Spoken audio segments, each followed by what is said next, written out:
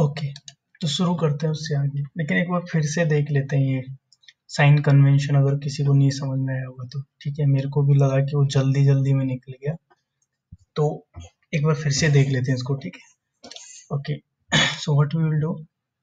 अभी मैं यहाँ पे बताता हूँ कि साइन कन्वेंशन एक्चुअल में है क्या। जैसे मैंने ये कोई एक बड़ा बीम है और इसमें से मैंने एक छोटा सा एलिमेंट काटा है। ठीक है, अब एक तो स्ट्रेस हम कर क्यों रहे हैं, कि स्ट्रेस के बारे में इतनी पढ़ाई क्यों कर रहे हैं, तो जो भी अपने आसपास की जितनी बिल्डिंग है उसमें बीम्स है, कॉलम्स है, ये डिफरेंट डिफरेंट मेंबर्स है ना, उनमें क्या होता है कि हम जब डिजाइन करते हैं तो हम स्ट्रेस के लिए चेक करते हैं कि उसका जो स्ट्रेस, उसमें जितनी लोडिंग पड़ रही है उसकी वजह से किसी भी एक एलिमेंट पे जो स्ट्रेस पड़ रहा है वो उसकी स्ट्रेंथ से, स्ट्रेंथ कैसे पता चलेगा, स्ट्रेंथ आपको मटेरियल से पता चलेगा कि मटेरियल क्या है, कि किस चीज की वो बना हुआ है, बीम लकड़ी का बना हुआ है कि कंक्रीट का बना हुआ है, तो उसके बेस पे हम स्ट्रेस एनालिसिस करेंगे। फिर उसकी स्ट्रेंथ हमको पता है, तो सेफ डिजाइन के लिए स्ट्रेस जो है वो स्ट्रेंथ से ज्यादा नहीं होना चाहिए, वो अपना यहाँ पे मोटिव है। ठीक है, तो ये एलिमेंट को हम एनालिसिस करते हैं। ठीक है, स्ट्रेन क्यों करेंगे, स्ट्रेन का जो स्ट्रेन इसलिए हम चेक करते हैं कि ज्यादा स्ट्रेन नहीं होना चाहिए, नहीं तो अगर बीम अगर ज्यादा बेंड हो जाएगा तो वो मतलब रहने के लिए ठीक नहीं रहेगा, मतलब कि उसका जो ड्यूरेबिलिटी है वो ठीक से काम नहीं करेगा। तो अभी इसमें देखते हैं कि ये वाला जो एलिमेंट हमने काटा है, ठीक है, इस एलिमेंट में अब अगर हम साइन कन्वेंशन की बात करें, ये मैंने फ्रंट फेस मान लिया, इधर इस साइड वाला फ्रंट फेस है मेरा। ठीक है, ये वाला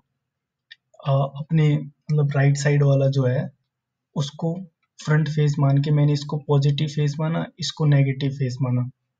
ये मेरी पॉजिटिव फेस है, ये मेरी नेगेटिव फेस है, सेम टाइप ये मेरी पॉजिटिव फेस है, ये मेरी नेगेटिव फेस है। लेकिन मैं एक्स एक्सिस अगर खींचूंगा यहाँ से, तो ये मेरी एक्स एक्सिस है, ये मेरी वाई एक्सिस है। ठीक है, ये एक्स पॉजिटिव, ये एक्स, ये वाई पॉजिटिव, लेकिन इधर ये नेगेटिव आ रहा होगा और ये भी इधर से कहीं से नेगेटिव जा रही होगी। ठीक है, तो ये वाली फेस पे जब भी फोर्स लगेगा, ठीक है, मतलब ऐसे कोई स्ट्रेस लग रहा होगा, ये मान लो कोई शेयर स्ट्रेस लग रहा है, तो मैं इसको क्या बोलूंगा, मैं दो चीजें देखूंगा इसमें कि ये कौन सी फेस पे है। फ्रंट फेस मतलब right side face, front face और बैक फेस में अगर कंफ्यूजन हो रहा है तो इसको राइट साइड समझो हमेशा। ठीक है, ये राइट साइड फेस। ठीक है, तो इस फेस पे पॉजिटिव, डायरेक्शन कौन सी है, इसकी डायरेक्शन ये ऊपर वाली, ये वाली डायरेक्शन, ये वाई की किस डायरेक्शन में जा रहा है, पॉजिटिव। अब तो ये हो जाएगा अपना positive face, positive direction multiply, मतलब मल्टीप्लाई वो कंसेप्ट में नहीं है बट मान के चलो। ठीक है, तो वो पॉजिटिव ही आएगा। लेकिन अगर इसी चीज को इसकी डायरेक्शन मान लो ये ऐसे होते हैं, ये नीचे होता है, ये इससे स्ट्रेस, तो अब क्या हो जाता, फेस तो पॉजिटिव है बट डायरेक्शन किसकी तरफ जा रहा है, ये पॉइंट किसकी तरफ कर रहा है, ये नेगेटिव वाई एक्सिस की तरफ, तो ये क्या हो जाएगा, positive into negative equal to negative. तो ऐसे हम इसको, इस टाइप की जो प्रॉब्लम, तो इसमें मतलब क्वेश्चन आएगा, ऐसे एलिमेंट दिया होगा, फिर वहां पे क्या करेगा वो, हमारे पास बहुत सारे फॉर्मूले आएंगे आगे जाके हम देखेंगे, तो वहां पे ये देखना पड़ेगा, ये अगर डायरेक्शन गलत हो जाती है तो वहां पे क्वेश्चन गलत हो जाता है, इसलिए वहां पे हमको ये डायरेक्शन कंसिडर करनी पड़ेगी कि ये कौन सी पॉजिटिव लेंगे, मतलब टाउ एक्स वाई की डायरेक्शन दी होगी और यहाँ पे लिखा होगा 18, मान लो 18 न्यूटन पर एम एम स्क्वायर, तो हम इसको 18 को क्या लेंगे, पॉजिटिव की नेगेटिव, वो डायरेक्शन पे डिपेंड करेगा। जो ब्लू वाले कलर से अगर वाली अगर डायरेक्शन दी हुई है तो हम बोल देंगे कि 18 पॉजिटिव है प्लस 18 शेयर स्ट्रेस, अगर ये रेड वाला है तो माइनस 18, और ऐसे ही वैल्यू पुट कर देंगे उस फॉर्मूले में तो हमको पता चल जाएगा। ठीक है, अब एक चीज देखते हैं कि ये जो मैंने एलिमेंट लिया है, इस एलिमेंट पे कितने स्ट्रेसेस हो सकते हैं। ठीक है, तो ये एलिमेंट पे स्ट्रेस कितने हो सकते हैं, एक इस डायरेक्शन में हो सकता है, एक सेकेंड, ये एक, सॉरी मैं इसको थोड़ा, ओके,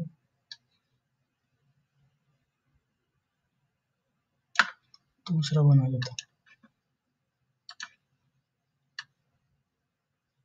यहाँ पे। ठीक है,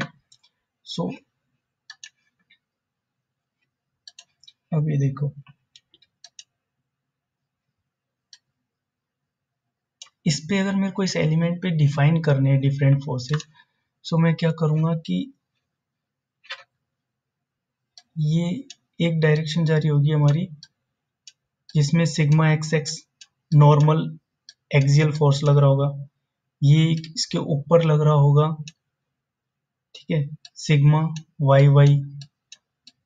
ठीक है, इधर लग रहा होगा सिग्मा,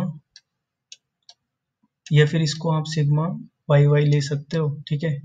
और इसको सिग्मा जेड जेड ले लो, ऊपर वाले डायरेक्शन, उस ऊपर वाले कोऑर्डिनेट को, वो सब कोऑर्डिनेट है, उससे ज़्यादा फर्क नहीं पड़ता कि कौन सा कोऑर्डिनेट किस डायरेक्शन में लिया, ठीक है, वो बस हमको याद रखना है कि रेफरेंस पॉइंट के लिए है वो किसी भी चीज़ की ना। तो ये सारे एलिमेंट्स हमने देख लिए। उसके बाद शेयर एलिमेंट होगा, एक यहाँ पे शेयर फोर्स होगा, एक यहाँ पे शेयर फोर्स लग रहा होगा, ठीक है, एक उस फेज पे भी शेयर फोर्स, सारी फेज पे शेयर फोर्स होंगे, तो ठीक है। तो यहाँ पे जो हमने ये देख रहे हैं ना, तो ये शेयर फोर्स कैसे डिफाइन करते हैं हम लोग, मतलब ये नीचे जो टाउ एक्स वाई लिखा हुआ है ना, टाउ एक्स मतलब एक्स वाली जो डायरेक्शन है उसके परपेंडिकुलर वाली फेस, ठीक है, और वाई जो सेकंड फर्स्ट वाला टर्म जो होता है, फर्स्ट जो चीज लिखी हुई है वो बताती है कि कौन सी डायरेक्शन के परपेंडिकुलर वाली फेस पे है, मतलब ये एक्स डायरेक्शन है, इसके परपेंडिकुलर ये प्लेन है, तो पहला जो रहेगा वो इस प्लेन को शो करेगा कि कौन से प्लेन में, मतलब हम इसको एक्स प्लेन बोलेंगे, ठीक है, ये जो प्लेन है वो एक्स प्लेन है, इसके पीछे वाला भी वो एक्स ही है, ठीक है। तो इसको क्या, इसमें हम कैसे वो करेंगे, और सेकंड वाला जो है वो दिखाता है डायरेक्शन को, जैसे टाउ एक्स वाई मतलब एक्स प्लेन में वाई डायरेक्शन में, ठीक है, tau x z x plane में जेड डायरेक्शन की तरफ पॉइंट करता हो, ठीक है। तो इसी इससे हम लोग, हमने ये देख लिया एक बार कैसे इसको डिनोट करते हैं, ठीक है, बाकी आगे क्वेश्चन देखेंगे तो उसमें और ये सही से समझ में आएगा। अब एक लाइन समझना इंपॉर्टेंट है, स्ट्रेस जो है वो वेक्टर नहीं है, स्ट्रेस वेक्टर नहीं है, ठीक है, ये क्या है, एक मैथमेटिकल क्वांटिटी है जिसको बोलते हैं टेंसर, ठीक है, क्या है स्ट्रेस, टेंसर। अब स्ट्रेस वेक्टर क्वांटिटी क्यों नहीं है, क्योंकि इसको पैरेललोग्राम लॉ जो है जिसमें हम वेक्टर से निकालते थे कि दो वेक्टर दिया है, तीसरे वेक्टर को हम निकालते थे पैरेललोग्राम लॉ से, वो वैसे हम स्ट्रेस को नहीं फाइंड आउट कर सकते, ठीक है, इसलिए एक वेक्टर नहीं है, ये एक टेंसर क्वांटिटी है। टेंसर क्वांटिटी क्या होता है, ये मैथमेटिकल क्वांटिटी है, और बाकी उतना डीप में यूपीएससी भी नहीं पूछता,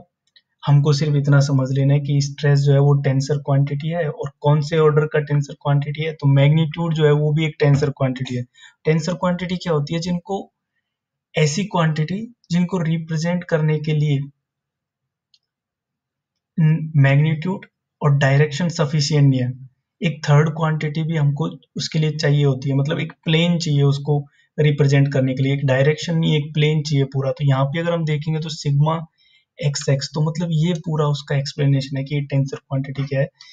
कि एक डायरेक्शन से हम उसको रिप्रेजेंट नहीं कर सकते, हमको एक उसको रिप्रेजेंट करने के लिए एक प्लेन चाहिए, तो उसको बोलते हैं टेंसर क्वांटिटी। तो ये याद रखना कि मैग्नीट्यूड जो होता है वो जीरो ऑर्डर का टेंसर होता है,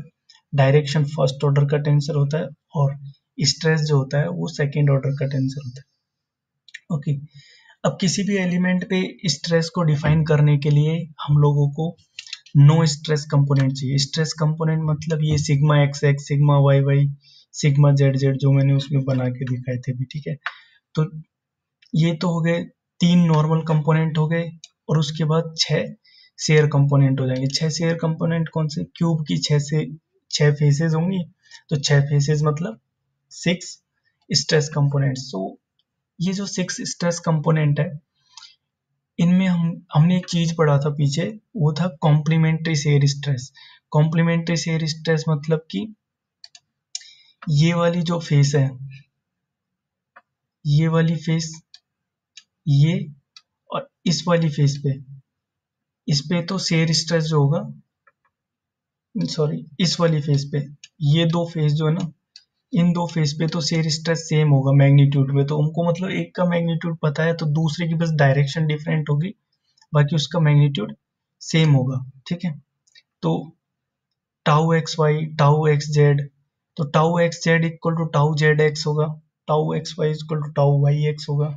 ये कॉम्प्लीमेंट्री शेयर के कॉन्सेप्ट से हमको पता है, मतलब कि हमें सिर्फ 6 stress component are required to define a condition of stress. मतलब उस एलिमेंट पे अगर हमको स्ट्रेस डिफाइन करना है 3D में, मतलब वो 3D कंपोनेंट लिया हमने, तो हमको सिर्फ, अगर इसमें हमें कोई पूछे कि भैया इसमें स्ट्रेस, मुझे अ, मतलब स्ट्रेस कंपोनेंट बताओ कि कितने स्ट्रेस कंपोनेंट होंगे, कितनी डायमेंशंस दो कि कितने, मतलब डेटा बताऊं कि इसको तुम डिफाइन कर सको। तो इसमें क्या हो जाएगा कि मुझे सिर्फ इतने चाहिए कि सिग्मा एक्स एक्स बता दो, सिग्मा वाई वाई बता दो, सिग्मा जेड जेड बता दो, टाउ एक्स वाई बता दो, तो मैं अपने आप पता कर लूंगा कि मुझे पता चल जाएगा कि टाउ एक्स वाई अगर इतना है तो टाउ वाई एक्स उतना होगा। तो वो डेटा बताने की जरूरत नहीं है, टाउ वाई एक्स बताने की जरूरत नहीं है, टाउ एक्स वाई ही बता दो, ठीक है।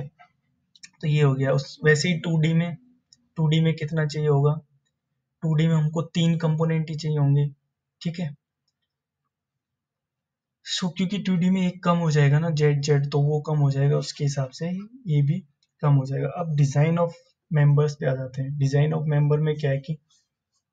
एक मेंबर को हम डिजाइन करते हैं, वो किसके लिए, अलाउेबल स्ट्रेस, मतलब कुछ फैक्टर ऑफ सेफ्टी भी देते हैं। अगर मुझे पता है कि कोई मेंबर 250 न्यूटन पर एमएम स्क्वायर पे कोलैप्स हो जाता है, तो मैं उसको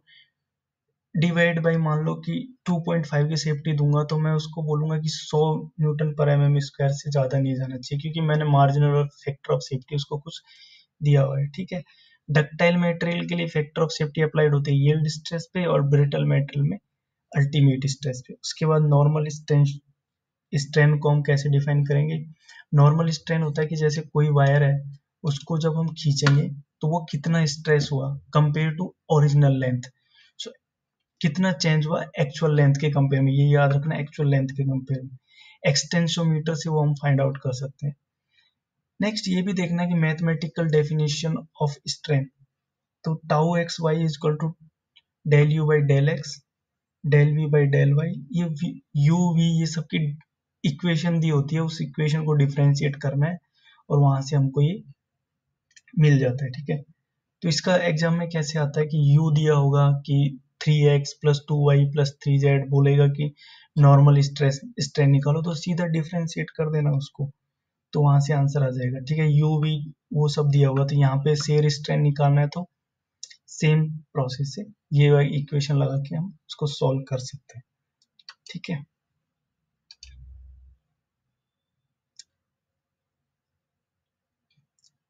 तो ये वाला अभी समझ में आया कि ये वाला में, इसमें देखो एक गामा एक्स वाई जो है स्ट्रेन, इसमें del u by del x plus del u by, मतलब यू मतलब एक्स डायरेक्शन वाला स्ट्रेस, जो डिस्प्लेसमेंट कंपोनेंट है एक्स डायरेक्शन का, वी जो है वाई डायरेक्शन का कंपोनेंट है।